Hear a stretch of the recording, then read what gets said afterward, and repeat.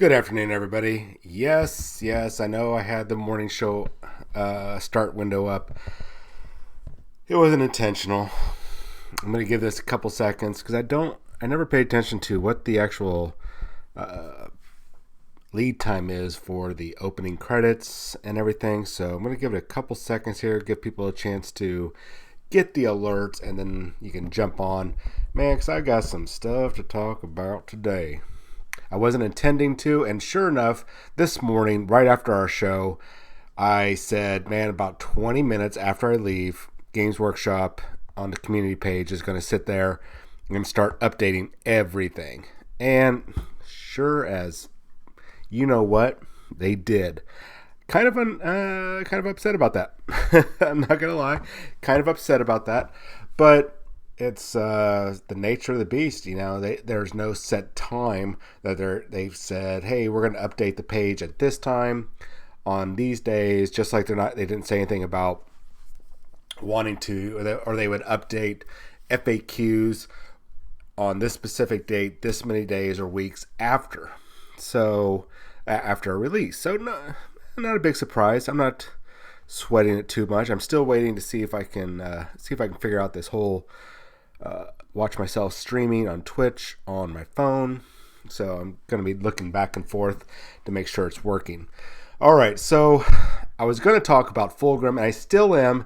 So don't panic, don't be upset. I am going to talk about Fulgrim, but Games Workshop dropped the mother load, and a lot of people kind of like glazed over some facts because they were just looking at some of the, I guess you'd say they were just looking at the images because those were more important to them. Rightfully so. I mean, everybody's got their own thing. They just want to look at the images, especially if you're at work. You want to just kind of see, go, ooh, ah, awesome. And sure enough, everything that we leaked today or this morning in the morning show and the past couple days has come to fruition. And we've seen a lot of that stuff kind of come to a head. The stuff that we reported on whenever we got the leaks and passed on to you. So I'm not going to read over all this because you guys can read it. You probably have read it or you're going goo goo and gaga over it. So I showed this image to you earlier this morning when it hit my inbox. And, like I said before, full credit to Lady Atia when she got it. Cool, awesome. I'm very happy that she got it before I did. Now, there are some images in here. I'm kind of now seeing that there might be some new terrain coming. So let's zip through this real quick so I can get on to the meat and potatoes of what I'm going to talk about. So another example of the Sisters of Battle box set. You can see different head options. There's a nice shaven head one there. There's the multi-melta, some sort of combi, looks like combi flamer, power sword, the cherubs that are always going to be with them. I'm really digging this big old wonky banner that they probably should not be running around with because it just looks a little distorted. I mean, it looks kind of ridiculous. But you know what? When you have power armor and you have the strength of like 10 men, okay, cool. I can understand that. Digging this. I like women with bald heads. I find them attractive. I am really liking this. And yay, there we go. It looks like you're going to be able to swap these arms out to anybody. That looks like a heavy flamer. We still haven't seen the multi-melta yet, and a regular battle sister with the awesome looking helmet, the Sabat pattern helmets. And we got a little confirmation. Celestians and Dominions are still around. The Dominions being kind of like, and it looks like, if you pay attention to the wording, they are some forward fighting units with specialized weapons, flamers, meltas, and I believe stormbolters are the other one. Melta guns, stormbolters, and flamers. What's interesting is the wording that they give here before I get into Celestians. Dominions are forward scouting vehicle killers and special weapon wielders. Forward scouting. I'm betting that they're going to have the concealed deployment or something like that special ability where they can deploy kind of like Space Marine Scouts. Probably not like as good as Genestealer cults can deploy forward, but in that same vein. And then we're going to have the Celestians, which are going to be the bodyguards. So expect them to be a little bit better stats, probably an extra attack or probably a increased weapon skill, ballistic skill. and it looks like, just based on this, because they highlighted these two images here to represent the Celestians and the Dominions, and those are the same poses, the same bodies, the same components that come out of the main sister battle box. So this box, I'm betting, is going to be about $60 to $70 if it is chock full of special weapons, because Dominions, they use a lot of special weapons. You're looking at, I think it's a 4-person or 4-woman, 4-man squad of those, at least, with a sister superior leading them. I don't remember what the Celestians get, but I imagine it's along the same lines. Now, I mentioned to you all the other day that there's going to be a whole slew of new models coming, and that there's a huge host. Actually, before they announced that there was a whole bunch of unseen model or never before seen models, that units, that there was going to be I got my list right here, a host of HQ choices. A couple of them was Hospitaller, the Diagonalists, or Dialogalist. They like to talk.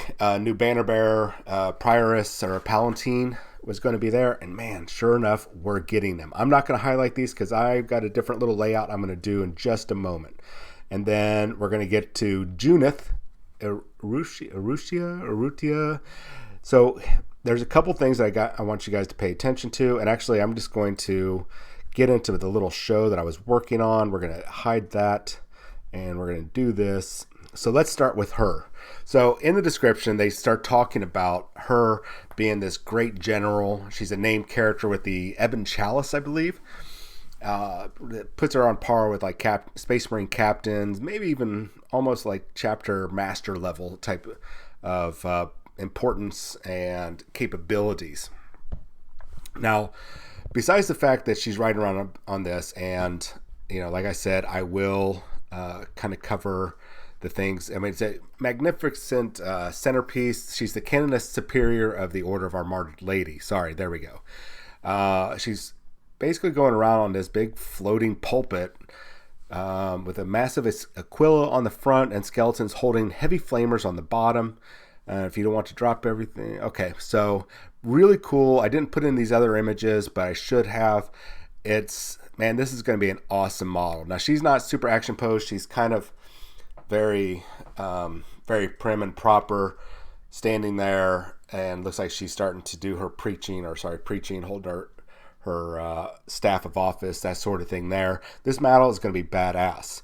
Now, what I think a lot of people already that I've talked to in chat have already kind of missed, and I didn't say anything because I wanted to hold on to it for this show, was that when they're talking about Junith here, I'm going to say Junith. I'm probably going to end up saying Judith by accident. Same person. That she's just going to be, my nickname is Judith. So when they're talking about Judith here, is that they're talking about the heroes of the Sisters of Battle aren't just living saints.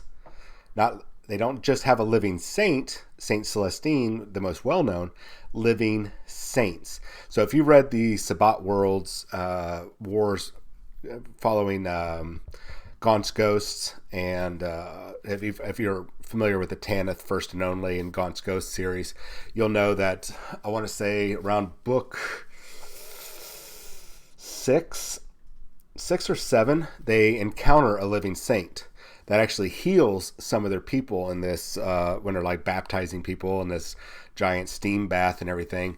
And so there's another living saint that is not Celestine.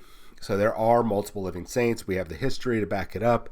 So that is, once again, not confirmation, but it's leading me to believe that, well, I'll get into what it's leading me to believe in just a moment. This bad boy or bad girl model is going to be awesome. Look at that. Two twin-linked heavy flamers. If it's like anything else, it'll be like 8 to 10 inch range. That means she's probably going to be pushing out 4d6 flamer hits. That's brutal. My bet is she'll have a 4+ invulnerable save. She's probably going to be toughness 5 or toughness 6. Probably about an 8 to 10 inch movement. And probably some close combat abilities. And then she's going to have probably, I wouldn't be surprised, an extended aura ability. For something like this, I could see them extending her aura beyond the 6 inches. I don't have any proof of that. We'll find out in the days to come. But she's going to be a huge boon to everyone. So let's move on to a couple of the other images that they've shown. Yes, I could show you the website, but these ones look really cool, and it goes with the background that I kind of fiddled with. So the Canoness, we knew that that model was coming. Another kit, because they like to release 2 kits at once. The first one that we're getting in the box set on the 29th. Don't forget to pre-order at your local store.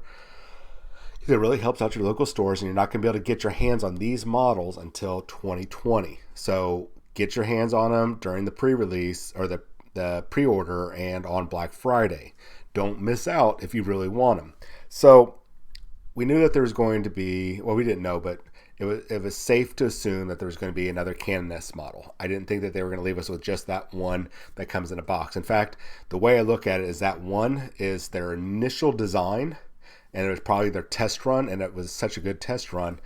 That's when they went ahead and go, you know what, we're going to make a limited run of these gals, these ladies here. We're going to give them out at, I believe it was Adepticon, or might have been Nova. They gave them out to everybody that attended their sneak peek seminar. And then everybody that's going to be getting the box set will be able to get it also. So they've got the new one that's going to come out. Lots of different options there. It looks like 1, 2, 3, 4 different options for each hand, a variety of head options and back pieces. 1, 2 different back pieces. So really cool that they're doing that. I'm excited. And I bet that this can also be used if they have a downgraded Canoness like the Palatine. That's what my rumor person passed on. Cool. I'm excited about that. So our next one, I kind of called it. Well, first we called it about 2 days ago or a day ago. I'm already kind of mixed up on my days. But I said there's going to be a whole bunch of characters. There's going to be HQs or elites or in some combination thereof. Probably the Diagonalists, which is up there. I might be pronouncing it wrong, but let's see here. The Diagonalists over here to my right, your left, maybe? Yeah, I don't know. Then down below, the Image Fire. I couldn't remember what their names were, but I called them the Standard Bearers or Super Standard Bearers because the Sister Battle Squads can already have the standard in there, so cool. And then next to her is the Hospitaller. They're the medics, and it looks like they're on a very sizable base. That looks like a 40 millimeter base. So it looks like they're probably all on 40 millimeter bases, or the Canoness and the Standard Bearer, are possibly on 32s, and then these two are on 40s. Because it definitely looks like the Hospitaller is on a much larger base, and the Diagonalists as well. They could all be 40s. I don't know. But the Hospitaller looks like on a much bigger base. So that's something to consider. And so they're probably going to have all aura abilities that extend out further than, the normal 6 inches, especially the Diagonalists and the Hospitaller. Well, Hospitaller, I imagine, is about 6 inches. The Image Fire, Standard Bearer, and the Diagonalists, whatever she's called, are probably going to be in the 6 to 12 inch range. Or they're going to give rerolls for miracles or acts of faith or I can't remember the other thing they called them. So really cool, really exciting. Those models here, I'm just going to see. Oh, I can't zoom in anymore because that is part of the actual background. So really cool, though. I am digging those models. I'm not too sure about having this megaphone sitting right there in the front. I might, if it's possible, I might just snip that off and smooth out the rows with some green stuff because that looks kind of silly. I could maybe see it sitting on the ground, but not like that.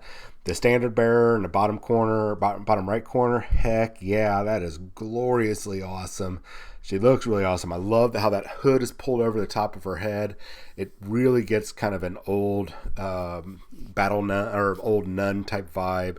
I really dig it. I mean, all these are, except for the Canoness. I'm not really super happy with the pose. I'm tired of them going, hey, you're a special character, so you need one leg standing on something and looking like Captain Morgan. It's very important that you look like that, so we're going to do that for you. It's just played out. It's like, can't you guys do something else? I mean, there's got to be another way to make them look big and imposing and important besides having one foot propped up on a rock. I'm just tired of a rinse and repeat. I know I have nothing really to complain about because they all look absolutely gorgeous, but I have to find something to be angry about, I guess. And that's it. I'm tired of the Captain Morgan stance on every single model. Let's move on. So if you just joined, because I see viewers jumping, I just talked about Junith and started leading into one of my last bit of discussion pieces. Yes, I'm still going to get to Fulgrim because this is going to be a real short show because I am going to go... I've got some running around to do here. And I wasn't planning on the afternoon show. So, Battle Sister Squad. I showed that picture earlier. Now it's a little bit more laid out, especially if you're just joining us. The Battle Sister Squad looks like it's going to be the box set for Celestians and Dominions. Now, my only concern / curiosity is how many heavy weapons, how many special weapons are in that kit. So we already know that there's going to be a Stormbolter, a Meltagun, and a Flamer. That's not necessarily enough to fit out a full Dominion squad, who sounds like, at least in that little tidbit that I read, are going to have scout-like abilities. So are you going to have to buy like 4 of these boxes to get enough Meltaguns? If it's like the old squad, they had up to 4 Meltaguns, Flamers, or Stormbolters, or a combination thereof. Is there going to be enough of that in that box? And if so, how much is that box going to be now? Is that going to be a $60, $70 box? That's a bit of a concern for myself and all of you as consumers. So, I would almost pay the extra like $5 if they were to include enough special weapons that I could create a Dominion squad or a Celestian squad. I don't remember what a Celestian squads get, but... I remember Dominion squads are like the choice squad besides your Battle Sister squad to take. So we still have other things to talk about, but I'm really happy that they fleshed out more of the models. We got to see more head options, weapon options, banner options, and the fact that Dominions and Celestians are definitely confirmed to still be in the Codex. So yay! So let's talk about stuff that people missed and I was kind of rambling about in the beginning. All right, so I'm going to go, see here, right to left, or your left to right. What is the Battle Sanctum? That was hidden in the text. Not hidden, but it's one of those things that people had glazed over in my earlier discussions. What is the Battle Sanctum that's coming? That's a never-before-seen model. How will that play? Is that going to be like a new piece of terrain? Is it a piece of terrain that's specific to Sisters of Battle, and that's actually included in their book, kind of like the poop tree that's in the Death Guard, or Genestealer Cults. If Eric was on, I could ask him. I think in Genestealer Cults, the drill is in there. So, I believe that's in their codex. So is the Battle Sanctum going to be in there? And is it going to be taken up is it going to be part of the rumored revised, what do you call it? Revised detachments, or they'll be able to include it in there without having to take another detachment to take fortifications. I don't know. Is it going to be?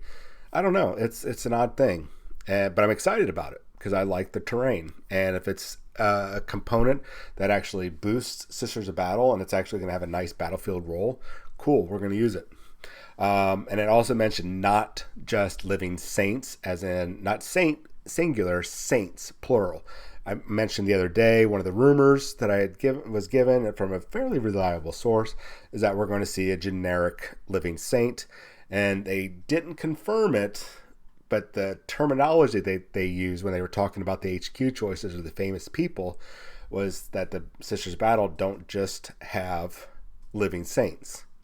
Saints as in plural. We know that there's Saint Celestine. There's a couple other saints that have been popped up in like little blurbs, like timeline history.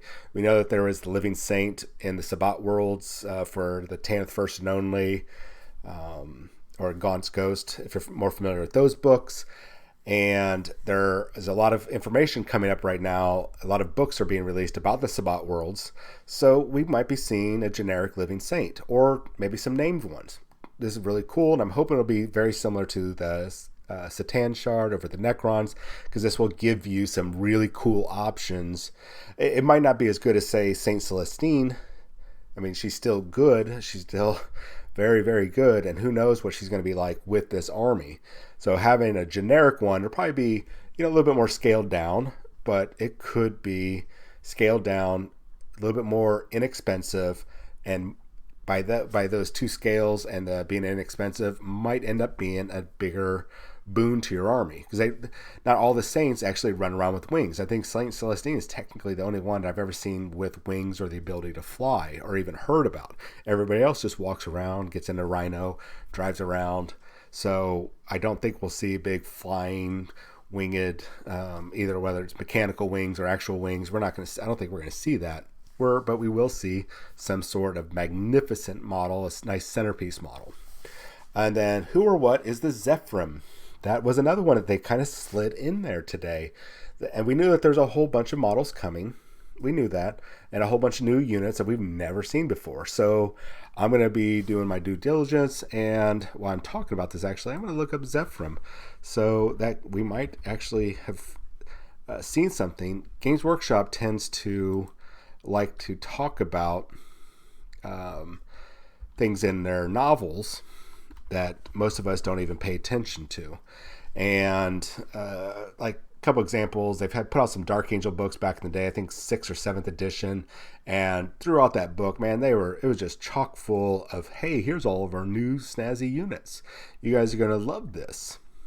And hey, you're right. We are going to love this. I'm not seeing any references to Zephram except for some different worlds, so I'm just going to leave that alone. We're probably not going to see what that is until they reveal it in the coming weeks. But that's still awesome that they're sneaking this in there in a way. They did confirm Retributors are a part of the Sisters of Battle. I didn't think they weren't not going to be a part of it, but I was a little nervous when we didn't see anything. It just made sense that they would, but until we actually have 100% confirmation, it's okay to be a little nervous. What I was hoping for is that the Sisters of Battle box would be kind of a one use for everybody type thing, except for the Retributors, and it looks like it is. We don't have to worry about buying 3 different boxes for Celestians and Dominions. It looks like they're all gonna be part of the same Sisters of Battle box. So that's really good. Those boxes are gonna fly off the shelf. Remember, if you're just joining, Saturday starts the pre-orders for this box, and once this box is gone on the 29th, that's when it's released, Black Friday, that is it. You will have to wait till 2020 to get your first models and get your own codex, unless you get it like on eBay or something. But watch out on eBay, people are going to jack up those prices. So pre-order from your local game stores first. And then if you have to go to Games Workshop or Warhammer stores, okay. But go to your friendly local game shops first. It is a big boon for them. Remember, they're always giving you guys free table space to come play. At least I hope they are. The vast majority of stores give you free table space to play, come in, hang out, eat your McDonald's when the employees are super hungry, and be able to paint and build your models and hang out with everybody. So make sure that you pre-order this box. So that's a lot of stuff that's coming out that we don't even have all the information for. More Living Saints? God, I hope so. Zephram, what the heck, or who the heck is that? Retributors, yay. Battle Sanctum, what is that? Is that going to be a big piece of terrain? Is it a little piece of terrain? And then let's go ahead so I can wrap up this show. I said I was going to talk about Fulgrim earlier. I changed the title of the show. But let's talk about Fulgrim, because I think somebody told his friends and fans that I was going to be talking about Fulgrim in the coming days. So I'm going to go ahead and talk about Fulgrim in the coming days. There's our boy. Now, mind you, this is a pre-heresy picture. We currently have no pictures of him. So some of the rumors have been, hey, Fulgrim is back. Yeah, we know he's back. We know he's been back since the Dark Imperium started. And the novels in there, and when, what's his name? Gilliman was, I think, on his way to Luna or Terra, the moon, and they saw the image in there. We know in Psychic Awakening 2 that people were fighting against him. Eldar and Imperial Guard were fighting against the Cacophony, something, a little excerpt in there. And they were talking about, in the legions of redacted, come on, We know who the four-armed person with two swords, wings, serpent body, and a whip really is, and we know it's Fulgrim in his demon form. And there have been people that have claimed they've seen the Fulgrim model. They know the Fulgrim model is coming. And which, you know what, if you've got proof, no pick, no proof in this case, I got to say. It's very likely, but there are some interesting rumors surrounding him that I kind of hinted at. So I don't remember the name of the book. And this is why this is going to be important. This will be the last thing I hit on before calling it for the day and going and taking care of business. One of the rumors was Fulgrim is the focal point for the psychic awakening. He's the big bad. He's the big thing that's shaking everything up. Look, I will agree that it is definitely possible. I'm not saying it's impossible. It's possible. It's just highly not probable. I'm not even sure that's the right terminology, but it's not probable. He's a big, important person. He's scary. He's awesome in all sense of the words, just like all the other Primarchs. But compared to super psychers like Magnus or Logar, he is not some big psychic hoodoo that would shake up the galaxy. I'm sorry to tell you. I think he has a role to play, but I think it's not as the grand scope that a lot of people are praying for. It could very well be. I'll concede to that. Now, the other thing that I heard, and it's been picking up steam, is that there is a good version of Fulgrim, which do have confirmation. There's not a good version, but there's a clone of Fulgrim, a perfect clone by Fabius Bile, the chief apothecary of the Emperor's Children. Bad guy, very, very bad guy. And this new Fulgrim was like, oh my God, he remembers everything that's happened. And he's like, I am a bad man. I did some horrible things. And we already knew that when he became possessed by the demon, became the demon Primarch. His mind, he is trapped his soul is trapped inside. And he has no control of everything that's happening. So in a way, he could still be good. And this could be an interesting redemption arc, with the one downside, but there's still a good tie-in. One downside that Fabius tricked the clone here and basically sold him off to Trazon, I think the Immortal or the Traveler, whatever his name is, that Necron kleptomaniac that likes to collect everything. Now, here's some information I can use to back this up. And I originally thought Rogel Dorn was this focal point in his collection, Trazon's collection. I might be getting that name wrong, but I'm pretty sure it's Trazin. Y'all can correct me. Now, Trazin, this collector Necron, this super creepy Necron that likes to take everybody's stuff and hold it and hoard it and everything. He has in his collection a massive warrior. And the way they kind of described massive warrior, this was back during the end of 7th going into 8th. That he has this massive warrior trapped in stasis, and it's part of his collection, and that he is in this Baroque, gorgeous gold armor, that sort of thing. Well, you know what? Both Fulgrim and Rogel Dorn have that kind of Baroque golden armor, really fancy, beautiful armor, massive warriors, and with that clone being in his possession, that very well could be the one that they were talking about. He could very well be that good version. And why wouldn't that be an awesome twist?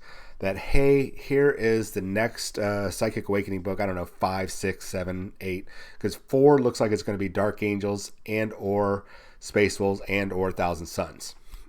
That's our current understanding based on the information that we pulled, because the map showed Thousand Suns, or the Planet of Sorcerers, Fenris, and then the Rock. So good chance those are all together. Hoping, because we need to pick up the tempo on how many factions are in a book. So we got 24 to go through. We only know that right now that there's 7 or 5 factions have been dealt with. Ynnari, Craft World, Dark Eldar, Space Marine, Chaos Space Marine. I'm not counting the legions or anything. Those don't count. We're talking about main factions. And Blood Angels are coming up, so that puts us at 6 versus Tyranids or Chaos Demons. I don't know. But so that puts us at 6 that we know, and we got 24 more, or we got 18 more to go, and we're only coming up on book 3. Oy, it's very frustrating. They need to pick up the tempo and put several in there. Anyways, man, Necrons. You know what? We're going to go ahead and unleash this dude because that's a lot of weird psychic stuff. We're not cool with it. We don't like psychic shenanigans. It's anathema to us. So we're going to go, let's get this guy right here. We need to deal with this demon Primarch. We need to help humanity. Let's let this dude out. It could be Rogel Dorn. It could be Fulgrim. So let's let him out. Let's let him go do his thing. I can catch him later. I do that all the time. I'll put him back in his box. Let him out for a while. I enjoy the chase, so I'll collect him later. No problem. I think that's maybe not that part, but I think that's a easy way for them to tie it in. So get that. Oh my gosh. This clone Primarch who realizes that he screwed up, even though some of it was not under his control. He effed up, and it'd be an interesting storyline. I talked about this with David Savage on our FN Pro team. That what an awesome story that would be. Hey, Gilliman, look, don't try to kill me. That was the demon version of me. This is the redeemed, the good, perfect version of me, the good guy version, not the bad guy version, the good guy version. The other dude is the one that your throat poisoned you and everything, killed Manus. I have those memories, but I'm the good guy. So slow down. Don't try to kill me. We're on the same team, man. Same team. It might not go like that, but that's an interesting dynamic that they can put into there. And how would Fulgrim come back? And because there is that I don't have my Space Marine Codex, but there is that new chapter, the something of the Phoenix, or the Phoenix Guard, and they have a version of the Emperor's Children shoulder pad. Actually, yeah, but I don't have the book handy. They have the Emperor's Children, kind of like that one wing thing, but they have a helm where Emperor's Champion have like the eagle's claw at the end of the wing. So I don't know, guys. There could be hints of something coming, because we know that Belisarius had tinkered with he had access to the genetic material of the traitor Primarchs. I don't know. There's a lot of stuff coming. I don't know if those rumors are holding up. Even the sources, even the bad sources that I've pulled that from, and the good sources, everybody's like, yeah, dude, I don't know. It's really super salty.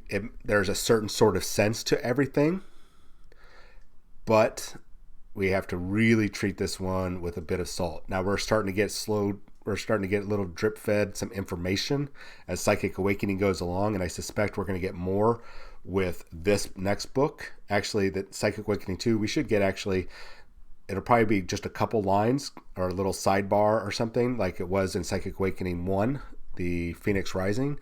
But there's going to be, I can almost guarantee there's going to be some more information in there, just enough. So it'll be like, don't pay attention to the main story. Look at the little sidebars, because that's where the juicy information is going to be. So I'm looking forward to this, and I wanted to go shorter. I'm going to have to cut this off now. You guys have yourself a good afternoon. I should be doing an evening show.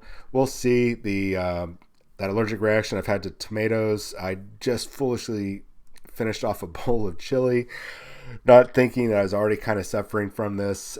Yes, I'm allergic to tomatoes, and I just ate more of it because I really love the taste of chili, and I'm starting to have chest pain and breaking out here. So I'm going to go lay down for a bit, and I will see you guys this evening for the evening show, which will just be about the Infinity RPG. We're going to chat about the rules, and I looked through everything. The only thing I'm going to be showing you guys is from the quick start rules, which actually shows you the actual rules. So I won't have to worry about clipping videos or blacking stuff out or anything. We can just chit chat about it and give you guys a nice video about it and pump up or promote not just the channel, but modifius.net and Corvus Belli. So with that said, enjoy the rest of your afternoon. If I have any other juicy information hit, I'm going to go ahead and talk to you guys about it. I'm really going to be pushing for this Fulgrim angle. I think that there's something there. GW is being very coy with it, and like they like to do, it's usually kind of out there, and you have to dig for it, dig deep, dig hard. So I'm going to dig deep, dig hard, find all the correlating information, and go from there. Y'all enjoy your afternoon. I will talk to you in about, I think we're going to do that show about 8 o'clock, so in about 5 hours. I'll see you then. Enjoy your